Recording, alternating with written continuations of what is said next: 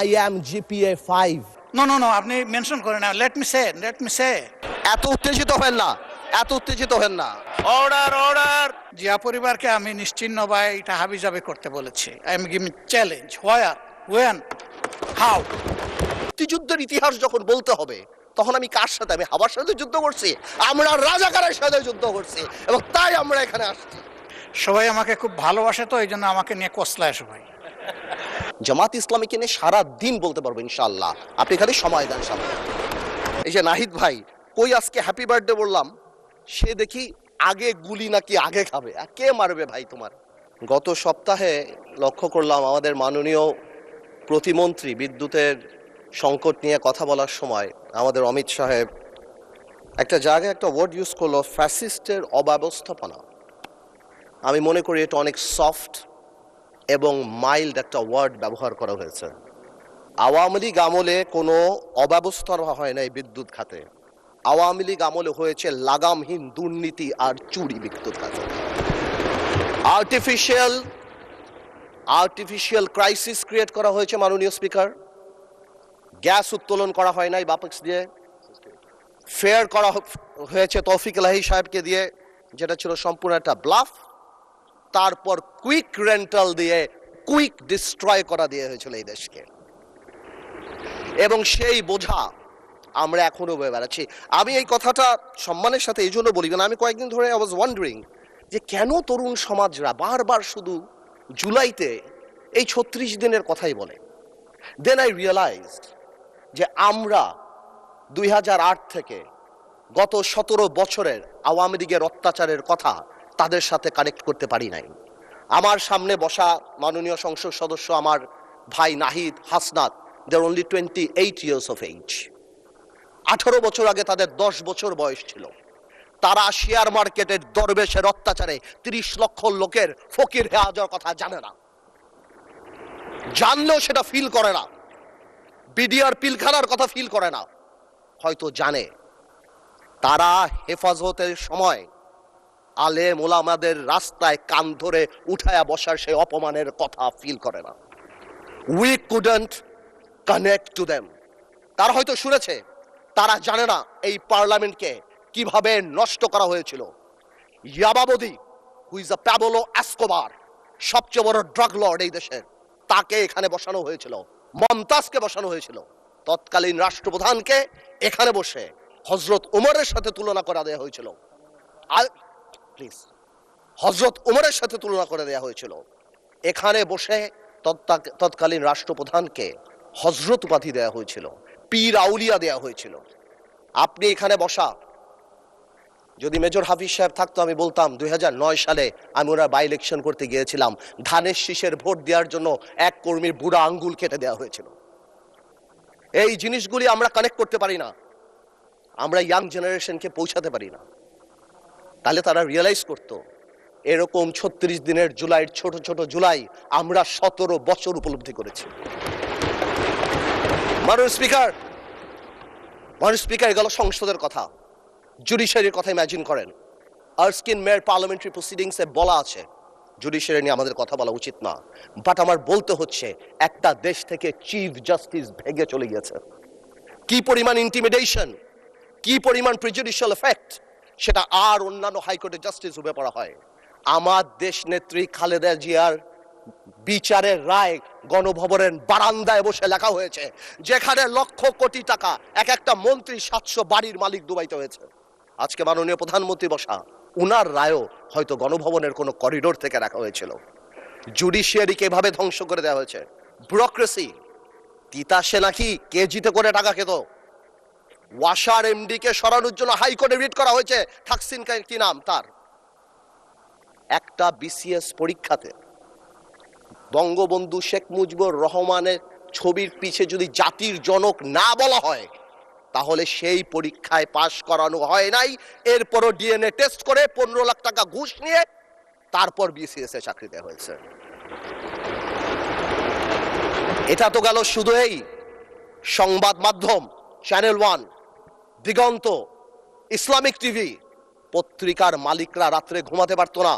সামাজিক যোগাযোগ মাধ্যমে আমরা একটা ফেসবুকে স্ট্যাটাস লিখে 10 বার সেটা ডিলিট করতাম, চিন্তা করতাম এই বুঝি আইসিটি আমাদের ধরলো কিনা।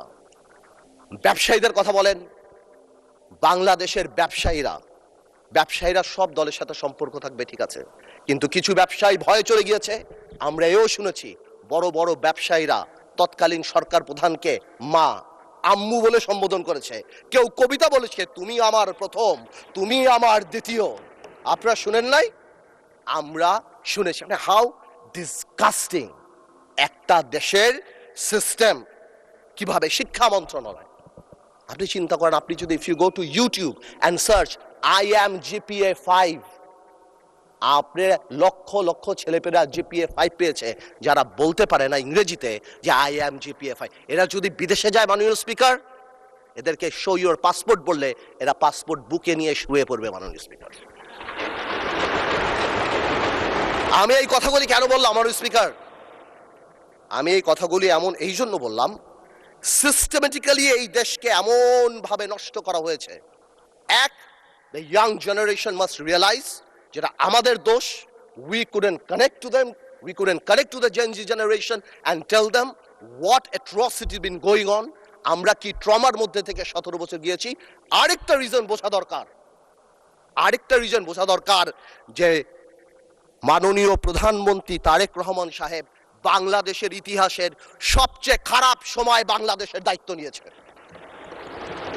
বাংলাদেশের প্রধানমন্ত্রী তারেক রহমান সাহেব যখন গণতন্ত্র ক্ষতবিক্ষত, তখন বাংলাদেশের দায়িত্ব নিয়েছে, যখন the whole country system is completely corrupted. এখন প্রশ্ন হলো,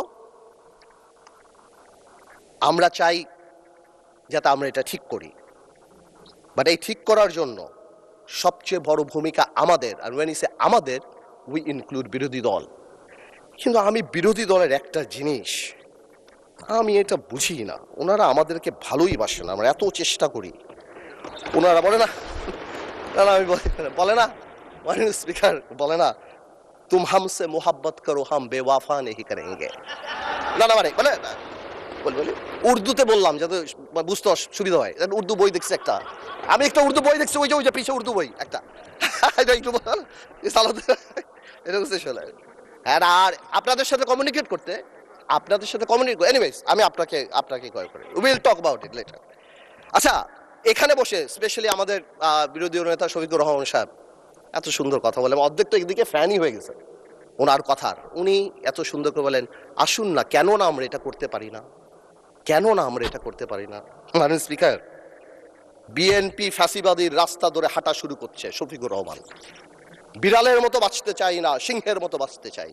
মানুষ আশরাফুল মাখলুকাত আল্লাহ বানাইছে, আমরা সিংহ বিড়াল হয়ে যাচ্ছি।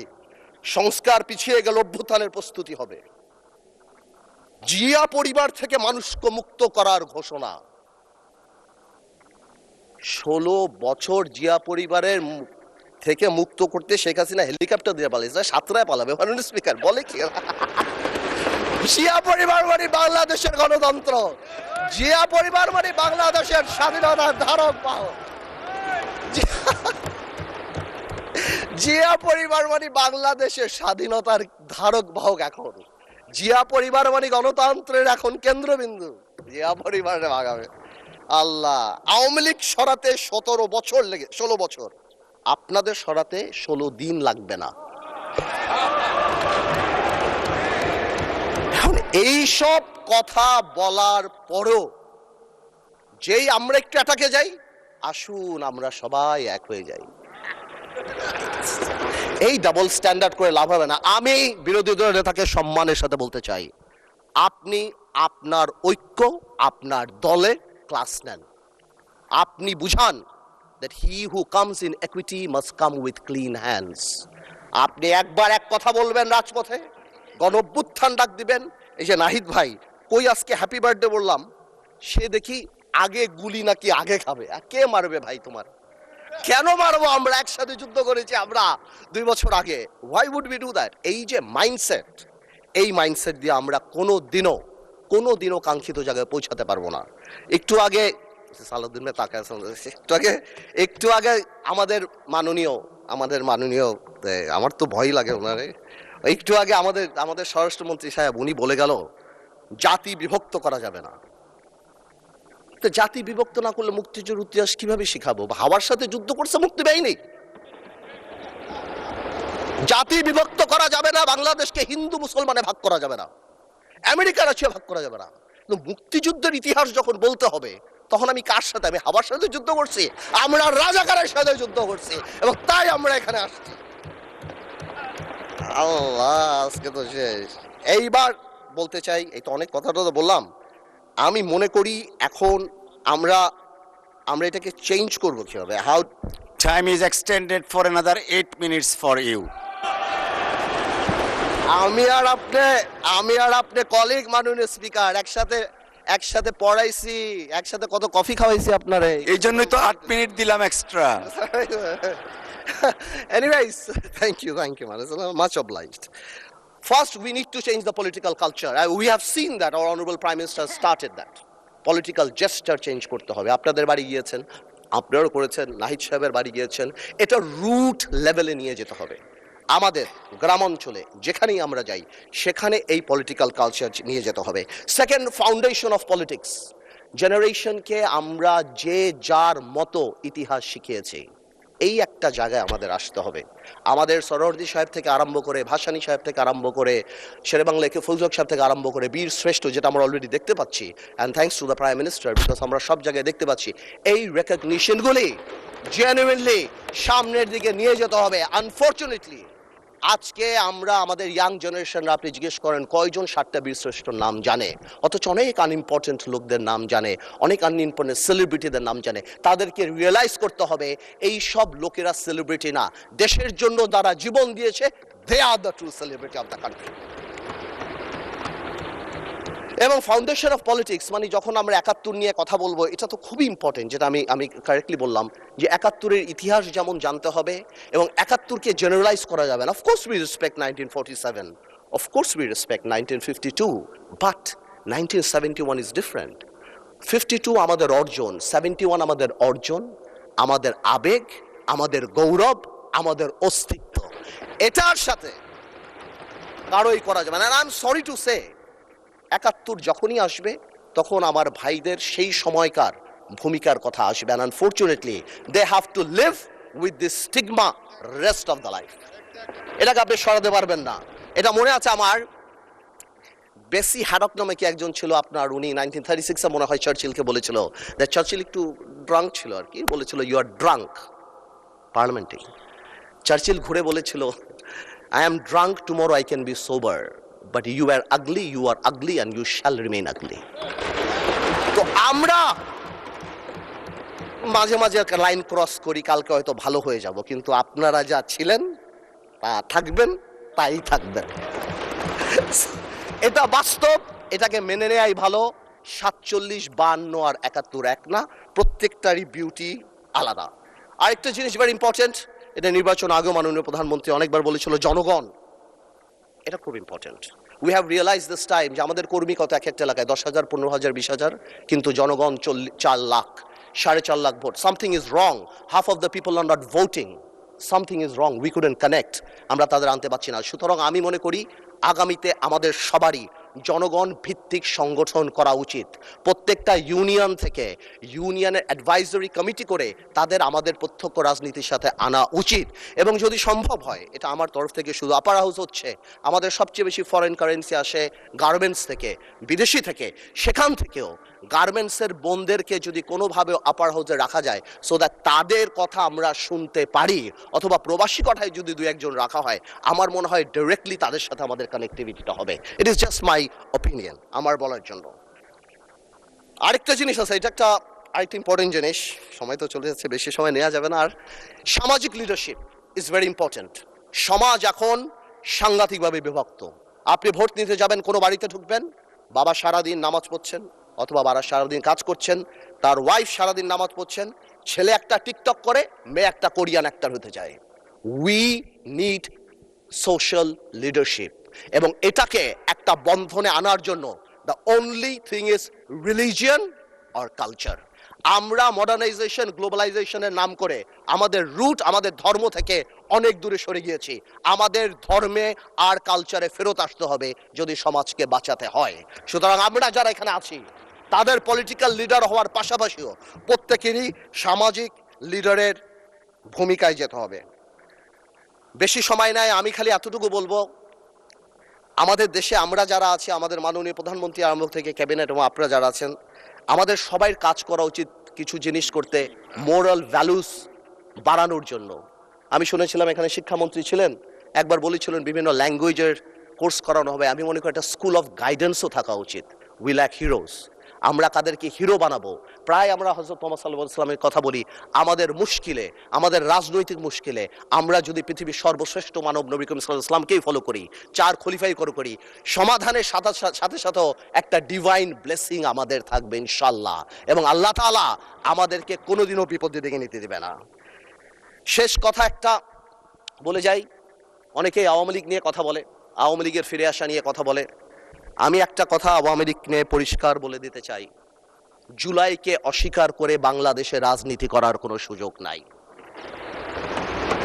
জুলাইকে জঙ্গি আখ্যা দিয়ে বাংলাদেশে রাজনীতি করার কোনো সুযোগ নাই, এবং এই বিচার না হওয়া পর্যন্ত বাংলাদেশে রাজনীতি করার কোনো সুযোগ নাই। মাননীয় স্পিকার, যে ইনস্টিটিউশনগুলি আমাদের ধ্বংস হয়েছে, বিশেষ করে আমি মাননীয় প্রধানমন্ত্রী, আমাদের ফরেন মিনিস্টার সবাইকে বলবো, বাংলাদেশ হ্যাজ আ টেইন্টেড, আমি বলবো অ্যাজ আ টেইন্টেড রেপুটেশন।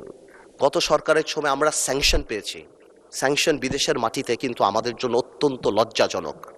আমি আমার তরফ থেকে বলবো, এই র্যাবের প্রতি স্যাংশন, অর্থনৈতিকভাবে যেই জিনিসগুলি হয়েছে, যেভাবে আল জাজিরাতে আমাদের রেপুটেশন, আমাদের ব্যাংক লুট থেকে আরম্ভ করে and all Sheikh Hasina's man, এবং তারপর যেভাবে একটা মন্ত্রীর 700 বাড়ি, আমার মনে হয় এই জিনিসগুলিকে আমাদের রিকাভার করার জন্য আমাদের এনাফ কাজ করা উচিত।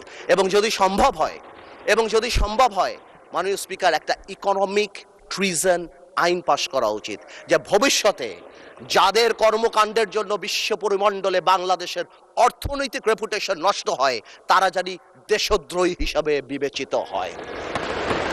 আমি 1 মিনিট আগেই ছেড়ে দিলাম মাননীয় স্পিকার, আপনাকে অনেক অনেক ধন্যবাদ। আপনাকে অসংখ্য ধন্যবাদ মাননীয় সদস্য।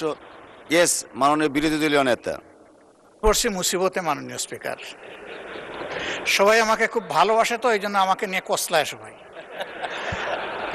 আলহামদুলিল্লাহ, আমাদের ব্যারিস্টার পার্থ সাহেব, আমি শুনেছি উনি খুব ভালো ডিবেট করতেন, উনি প্রচুর ম্যাটেরিয়ালস নিয়ে এসেছেন। তো কিছু উনি সঠিক চালান দিয়েছেন, আবার কিছু একটু বেঠিক চালান দিয়েছেন। আগের দিনও এরকম একটু বক্তব্য পরে আমি পার্সোনালি ওনার দৃষ্টি আকর্ষণ করেছিলাম। উনি কার নামে কোর্ট করেছেন আমি ঠিক বুঝতে পারি নাই, কিন্তু ফাইলটা শুরু করেছেন আমার নামে। উনি বলেছেন যে আমি জিয়া পরিবারকে, মানে নো আপনি মেনশন করেন না, লেট মি সে যে জিয়া পরিবারকে আমি নিশ্চিহ্ন বা এটা হাবিজাবি করতে বলেছি। I am giving challenge, where, when, how, you have to clarify. আমি এই ধরনের র্যাকলেস কথা কারো নামেই বলি না, এমনকি শেখ হাসিনার পরিবারের নামে আমি বলি না। যে দুষ করবে তার সাথে যাবে বিষয়টা, অন্য কেউ বললে সেটা আমার নামে চালান হবে না। তা আমি ওনাকে অনুরোধ করব, বক্তব্যের মাধুর্য ছড়াইতে গিয়ে আমার উপরে যেন ভবিষ্যতে আর মেহরবানি করে এই ধরনের দয়া উনি না করেন।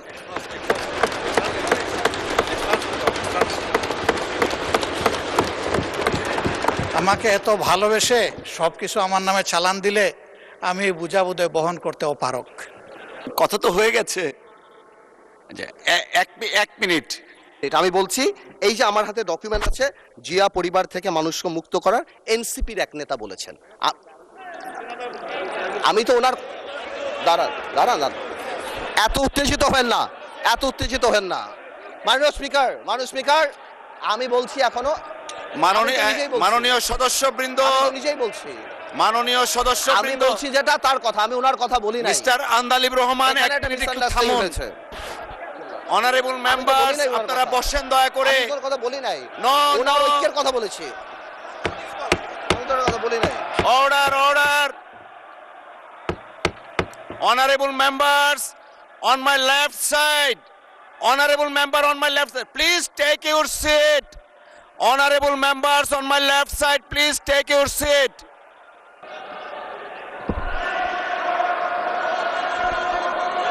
Everyone, please take your seat. Everyone, please take your seat. Honorable বিরোধী দলের নেতা, আপনি বসুন দয়া করে। আপনি বসুন প্লিজ, দয়া করে বসুন।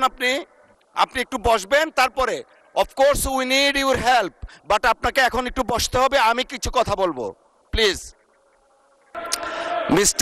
মিস্টার আবিদিন, প্লিজ আপনি বসেন। মাননীয় সদস্য, আপনি বসেন। লিডার অফ দ্য হাউস আছেন, honourable leader of the house as well as opposition leader. একজন মাননীয় সদস্য বক্তব্য রাখছেন। You may like it or dislike it, but you have no rights to oppose him standing way. একটু আগে, বিরতির আগে আমাদের মাননীয় স্পিকার বলে গেছেন যে প্রত্যেকের ফ্রিডম আছে। You have every rights to speak with the permission of the speaker, but you have no rights whatsoever to attack each other the way you did it. It is very much unfortunate. জাতি 24-এর মহান গণ অভ্যুত্থানের কথা আমরা বারবার বলি, চেতনার কথা বলি। এই চেতনা তো জাতি দেখতে চায় না। প্লিজ মাননীয় সদস্য, আপনি আপনার বক্তব্য 1 মিনিটের মধ্যে শেষ করবেন, তারপর বিরোধী দলের নেতা কি বলতে চাচ্ছেন আমরা সেটা শুনবো প্লিজ। মানে স্পিকার, আপনাকে ধন্যবাদ। মানে স্পিকার, আমি হয়তো আমরা তো এখানে 1 বছরের জন্য আসি নাই, অনেক সময়ের জন্য আসছি, আমরা একসাথে রাজনীতি করি। আমি হয়তো ওনার নাম দিয়ে বিরোধী দলের নেতা, যেহেতু ওনাকে লায়াবিলিটি, যেহেতু উনি 11 দলের নেতা, ওনার নাম বলেই আমি স্টার্ট করেছি, বাট এই ক্লিপগুলিতে আরও অন্যান্য কথা আছেন, তো এই জন্য আমি এক্সপ্লেন করি নাই। কোনো মিসআন্ডারস্ট্যান্ডিং থাকলে আই হ্যাভ নো প্রবলেম, কিন্তু আমার ওনাকে অ্যাকিউজ করে যেটা না, বিকজ আমি তো ডকুমেন্ট নিয়ে কথা বলছি, there has been a misunderstanding, হ্যাঁ এটা খুব সিম্পল ব্যাপার, এর বাইরে আর কিছুই না। আমার ওনাকে এখানে অ্যাকিউজ করার, আজকে ডিজিটালাইজেশনের সময় এটা সম্ভব না। আমি যদি মিথ্যা কিছু বলি তাহলে এটা নর্মালি বের হয়ে যাবে, আর আমার এখানে অনেক কিছু বলার আছে যেটা আমি আগামীতে বলবো। আজকের অ্যাটিটিউড দেখার পরে আমার মিথ্যা বলার দরকার নাই, জামাত ইসলামীকে নিয়ে সারা দিন বলতে পারবো ইনশাআল্লাহ, আপনি খালি সময় দেন সামনে। ধন্যবাদ মাননীয় সদস্য। মাননীয় বিরোধী দলের নেতা। মাননীয় স্পিকার, আপনাকে ধন্যবাদ। না, আমি বেশি কিছু বলার জন্য দাঁড়াইনি, আমি শুধু এটা বলেছি যে এই ফ্লোরে দাঁড়িয়ে যখন কোনো ডকুমেন্ট হাতে নিয়ে আমরা কোনো রেফারেন্স দেব, that should be clear and appropriate. তাইলে তো আর কোনো সমস্যা হয় না, তখন তার কারো চ্যালেঞ্জ করার থাকলে সে করবে, আর অ্যাডমিট করার হলে তাও করবে, অসুবিধা নাই। কিন্তু যদি কনফিউজিং ওয়েতে আমরা এটা সামনে প্রেজেন্ট করি তাহলে তো প্রবলেম ক্রিয়েট হবে। আমি ওনাকে এবং সবাইকে, আমাকে সহ সবাইকে অনুরোধ করব, ডকুমেন্টেড কোনো কিছু এখানে যদি কেউ রেফারেন্স দিয়ে এক্সপ্রেস করেন, that should be very specified. Thank you মাননীয়। থ্যাংক ইউ মাননীয় বিরোধী দলীয় নেতা। এটা আমরা আগেও বলেছি, মাননীয় একজন সদস্য একবার একটা স্টেটমেন্ট দিয়েছেন একজন মানুষের মৃত্যু নিয়ে। আমরা আগেও বলেছি, এখনও আবার বলছি, আমরা মহান জাতীয় সংসদের সামনে যখন যে বক্তব্য উপস্থাপন করব, জেনে বুঝে শুনে আমরা করব। সকলকে ধন্যবাদ।